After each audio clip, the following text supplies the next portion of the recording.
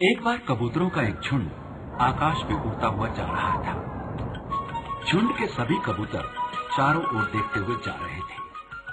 वे सब खाने की तलाश में थे, पर घंटों तलाश करने पर भी उन्हें अन्न का एक दाना नजर न आया। यूं ही उड़ते उड़ते जब वे एक जंगल के ऊपर से गुजर रहे थे, तब थकावट से चूर झुंड के सबसे छोटे कबूतर ने अपने राजा से कहा, महाराज, इस जंगल में उतरकर थोड़ी देर आराम कर लेना चाहिए।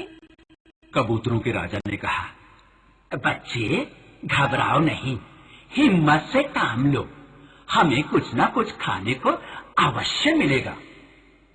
राजा की बात सुनकर वो नन्हा कबूतर चुप हो गया और चुपचाप उड़ने लगा। पर वो बेचारा बेहद थका हुआ था। उड़ने के लिए उसे अपना पूरा जोर लगाना पड़ रहा था।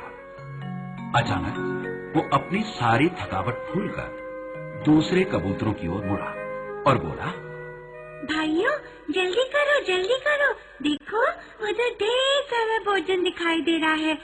कबूतरों का झुंड नीचे उतर आया। उन्होंने नन्हे कबूतर की बदराई हुई जगह की ओर देखा। उनके ठीक नीचे एक बरगद के तले चावलों के चमकते दाने बिखरे पड़े थे। कबूतरों के राजा ने कहा, आओ साथियों, आओ, झटकर भोजन किया जाए। वे सब नीचे उतरे और चावल के दाने चुगने लगे। यकायक उनके ऊपर एक जाल गिरा और सारा झुंड उस भारी जाल के फंदों में फंस गया। राजा ने चिल्लाकर कहा, अब क्या होगा, हम सब जाल में फंस गए हैं। उसी समय उन्होंने देखा कि हाथ में एक गदा लिए एक भारी भरकम बहेलिया उनकी तरफ आ रहा है। इसके पहले कि बहेलिया हमें मारे, हमें तुरंत कुछ करना चाहिए। कबूतरों के राजा ने कहा, भाइयों, मुझे एक उपाय सूझा है। आओ सब मिलकर जोर लगाएं और जाल समेत उड़ चले। याद रखो, अब एकता ही हमारी आशा है। उस समय बहेलिया जाल के नजदीक आ पहुंचा था, लेकिन जैसे ही वो जाल की ओर बढ़ा, वैसे ही सारे कबूतरों ने जाल का एक एक हिस्सा पकड़ा। अब कबूतरों को जाल समेत उड़ता देख बहेलिया चक्कर में पड़ गया। ऐसी अनहोनी उसने पहली मर्तबा देखी थी। ये सोचकर कि शायद जाल गिर ही जाए, वो कबूतरों के पीछे दौड़ने लगा। जब कबूतरों ने बहेलियों को अपने पीछे आते देखा, तो वे पहाड़ियों और घाटियों के टेढ़े मेढ़े मार्ग से उड़ने लगे। बहेलिया उनका पीछा नहीं कर सका और थोड़ी ही देर में निराश होकर वापस लौट आया। जब बहेलिये ने कबूतरों का पीछा छोड़ दिया, तब उनके राजा ने कहा, मित्रों, हमारा आधा खतरा तो टल गया है। अब मेरी राय में हम सब पहाड़ी की ओर मंदिरों की नगरी के पास जाएं। वहां मेरा परम मित्र चूहा रहता है। वो अपने पैने दांतों से हमारे जाल को काटकर हमें आजाद कर देगा। इस पर सब कबूतर खुश होकर बोले, हाँ, चलो चलो का शोर मचाते हुए कुछ ही देर में मंदिरों की नगरी के पास जा पहुंचे।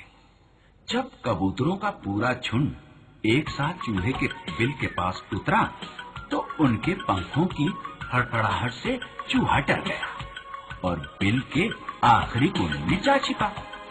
कबूतरों के राजा ने उसे बाहर से पुकार कर कहा कि हम तुम्हारे पास सहायता के लिए आए हैं।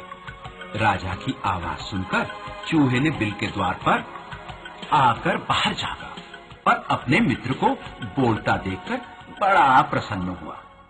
कबूतरों के राजा ने कहा, भाई, हम एक बहेलिये के जाल में फंस गए थे, लेकिन जब वो हमारे निकट आया तो हम जाल समेत उड़ भागे। अब तुम कृपा कर हमें इस जाल से छुटकारा दिलाओ। चूहे ने कहा, अभी लो, मैं अभी आपको बंधन से आजाद कर देता हूँ। ऐसा कहकर वो सबसे पहले कबूतरों के राजा को आजाद कराने आगे बढ़ा, पर राजा ने कहा, नहीं मित्र, नहीं, तुम्हें पहले मेरे साथियों को आजाद करना होगा। नन्हा चूहा बुद्धिमान जानवर था। वो प्रजा के प्रति राजा की भावनाओं को अच्छी तरह समझता था। उसने थोड़ी ही देर में एक एक करके सब कबूतरों के बंधन काट डाले और फिर अंत में राजा को भी आजाद कर दिया।